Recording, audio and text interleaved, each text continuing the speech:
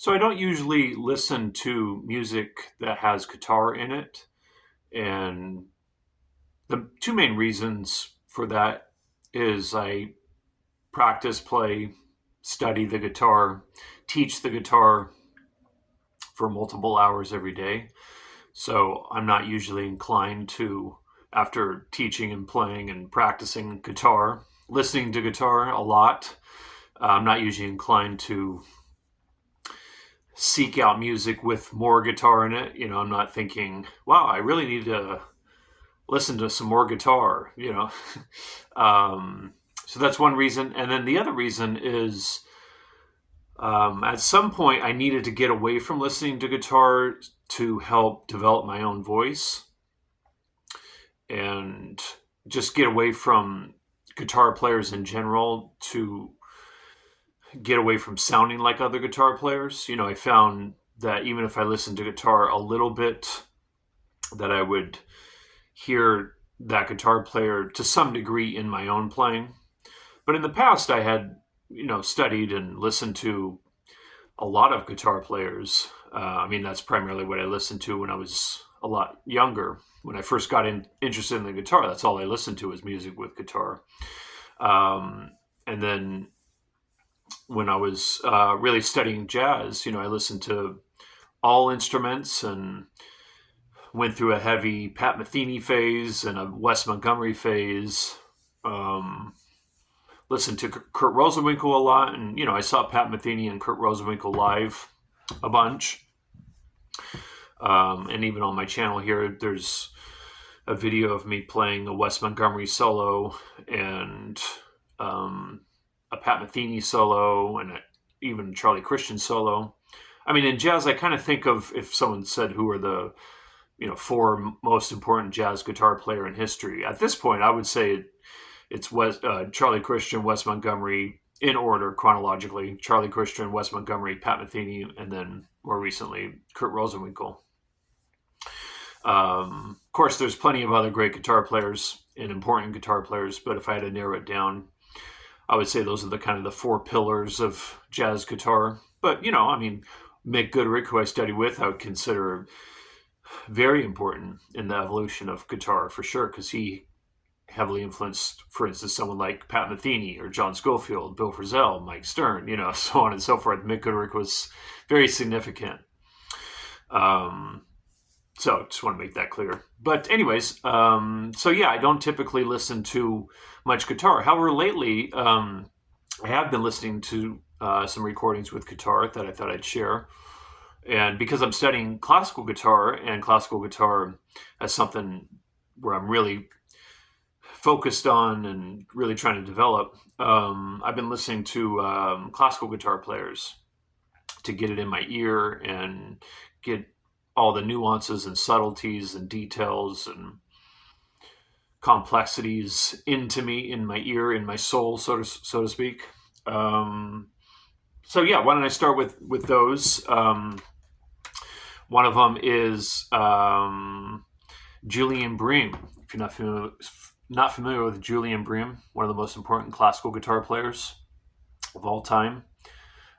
This is him playing a variety of romantic era classical music. Beautiful recording.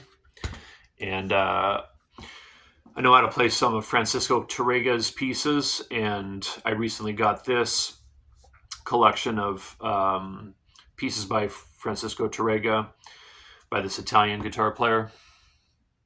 Beautiful recording, 2 CDs. And then also Andre Segovia. Probably most of you have heard of Andre Segovia. This box set of him playing in various contexts. Actually, some of them are with an orchestra. This is the only recordings I have of guitar with orchestra. So this is really, really great. It's 4 CDs if you're interested in checking it out. And I've been mostly listening to the solo guitar pieces. But yeah, Andre Segovia, one of the most important classical guitarists of all time, right? In the kind of jazz fusion area of music that I like to listen to. For a long time, I used to think that this was my favorite Return to Forever album, which has Al Di Meola on guitar, which, I think this is an amazing recording. So I've been listening to that a little bit, but I've been mostly listening to this one, and I think this one's actually becoming my favorite Return to Forever album, which I've liked for a long time. But Hymn of the Seventh Galaxy, which has Bill Connors on guitar, the only recording with Bill Connors and Return to Forever together. This is really great. So that's been really fun to listen to.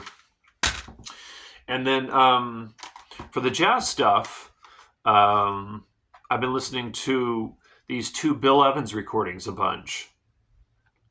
And this one, Loose Blues, which has Jim Hall on guitar. Bill Evans really liked Jim Hall. They did a couple duet recordings together. And I never really went through a heavy Jim Hall phase, although I did have to transcribe at least one of his solos when I was at Berklee. And, of course I've listened to him, but I never did like a real deep dive into Jim Hall. But I've been enjoying this. And, Jim Hall's got such a beautiful tone, very creamy, with clarity. His phrasing is beautiful. His time, his swing feel. And, this is a great recording. Bill Evans really liked the drummer Philly Joe Jones. So that's the drummer on this recording. And also the drummer on this recording, which is also fantastic, which also has Jim Hall on guitar. And, Interplay. Stellar recording. And, also with Philly Joe Jones on drums. Really great. So the other stuff that I've been listening to lately, and I think it's good for those of us that are studying music to stay with recordings for a long time. Like these two Bill Evans recordings, I've been listening to a lot on repeat. And there's a saying that gets kind of tossed around in the jazz communities, that in the past, jazz musicians used to listen to one recording 1,000 times. But now, because of the democratization of music and how everything is pretty much free now, right? A lot of jazz musicians, at least, probably people in general, I don't know, are listening to 1,000 recordings once. And so you're really missing out. If you do that, you're really missing out on getting a deep understanding of whatever recording you're listening to. It really requires repeated listening to the same recording for you to really get it into you. And and then, as we know, the great recordings will last us a lifetime in terms of what we can get from it. Because there's so many different things we can get from recordings, right? We get pleasure from it. We can get inspiration from it. But we could also get information from it. And, information in terms of stuff that we can really use in our own music. So those are the recordings that have guitar. Maybe I'll make another video diving into some of the other recordings I've been listening to. I'll leave it at that. And maybe the next video I make, I'll get into a bunch of these other recordings that don't include guitar.